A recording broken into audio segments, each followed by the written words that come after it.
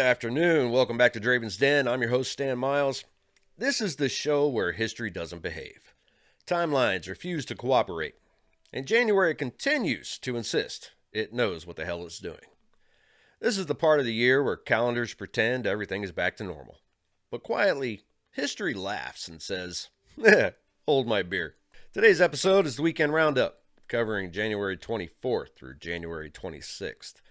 3 days where momentum stalled, plans shifted, and humanity once again proved it has never handled transitions gracefully. I hope everybody got through Snowmageddon 26 and you didn't break your back shoveling out the driveway. I just had to do that myself.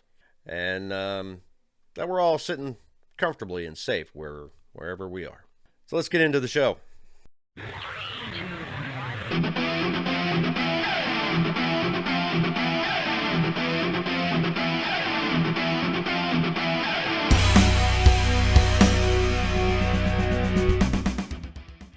Continuing the story of William the Patriot Nuckols for the family thread, this is part 3, the aftermath. When a war ends, people often think the hard part is over. But for families like mine, the aftermath was where the real work and the real legacy was shaped. William the Patriot Nuckols didn't die on a battlefield. He didn't sign a famous document. He didn't give speeches that echo in textbooks. What he did was something quieter. Something that mattered inside the life that came after the Revolution. William survived the war.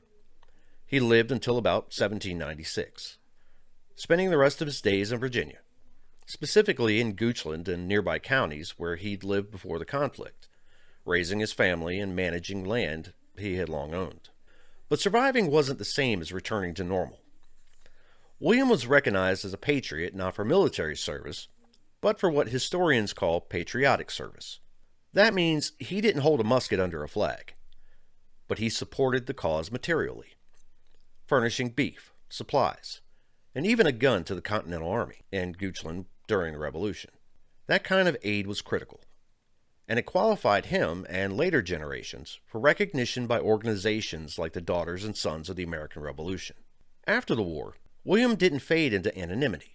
He became a pillar of his community in a different way, through faith and family. He was an early Virginia Baptist at a time when Baptists were still challenging established churches. The local congregation in his area was so tied to him that people often referred to the meeting place as the Nuckols Meeting House, a space not just for worship, but of community cohesion. There's also a detail that illuminates how personal history and public identity can intersect. To distinguish his branch of the family, committed to the patriotic cause, from relatives who remained loyal to the crown and perhaps to the Church of England, William deliberately dropped the second L in his surname, becoming Nuckols with one L instead of Nuckols with two. That change wasn't about spelling. It was about belonging. William continued to raise his children, manage his land, and serve his church community until he died in 1796 at around 86 years of age. But the work of the aftermath didn't end with his death. What he passed on wasn't just meat for an army or supply for a cause.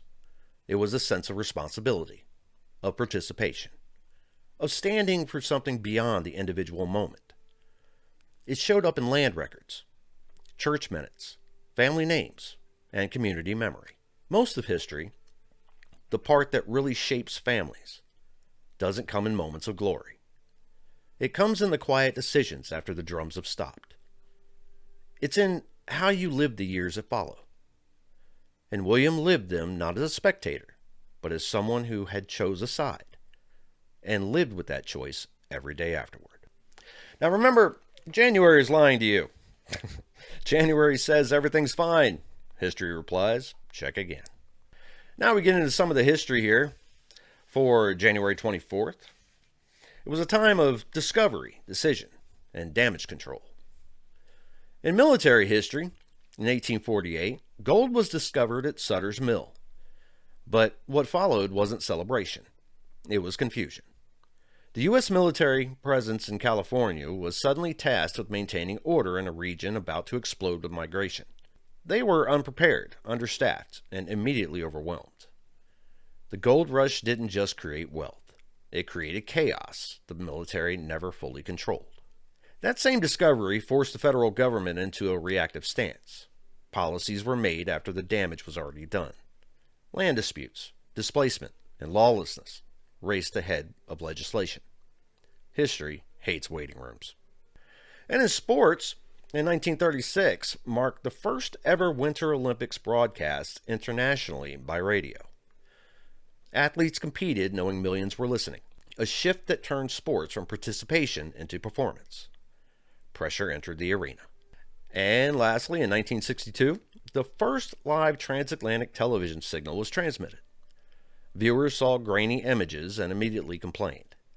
Humanity has never been satisfied with new technology for more than 10 minutes.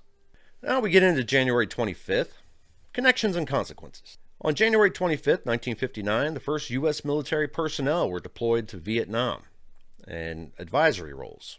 It was described as temporary. History has heard that before. And in 1915, saw Alexander Graham Bell complete the first transcontinental phone call. And government officials immediately realized distances were no longer a defense. Power travels faster once communication catches up.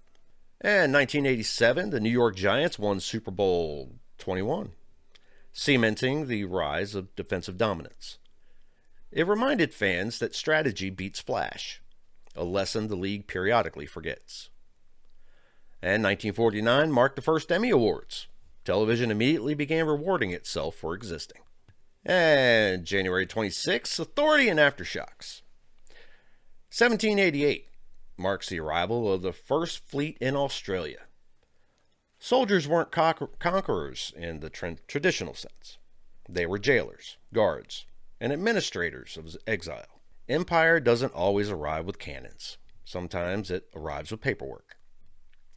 Australia's designation as a penal colony was framed as efficiency.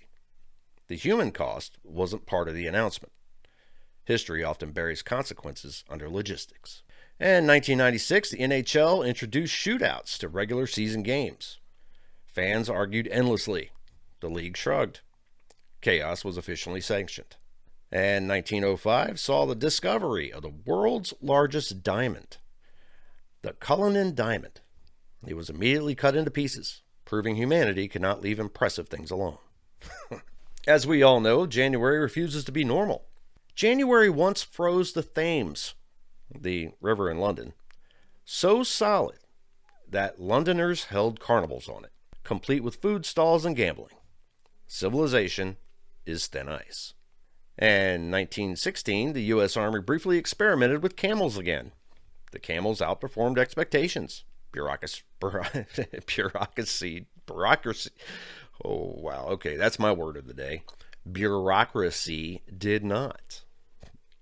January is statistically the month when the most official apologies are issued by newspapers, because predictions made in December age like milk. Kind of like our weather predictions. Around here in Virginia, they predicted like 2 feet of snow. We're going to be buried. Yeah, no. It's more like 4 inches of snow and 2 inches of ice. But it was the ice that caused all the problems. Roman generals frequently delayed campaigns in January, citing divine hesitation. Translation? It's too cold and morale is bad. And NASA records. Yeah, I'm having a good one. NASA records show astronauts swear more in January. I'll tell you what, I'm about to swear right now. I don't get the sentence right. NASA records show astronauts swear more in January missions than any other month. Space does not fix seasonal frustration. Tell me about it. All right. January wants obedience. History delivers resistance. If this week felt heavier than expected, slower than promised, or strangely familiar, that's not failure. That's the aftermath, doing what it always does. Thank you for spending the end of your weekend and the beginning of your week here at Draven's Den. I hope you guys tune in next week so I can mess up another word or two or 3 or 5. I'm Stan, and that's a wrap.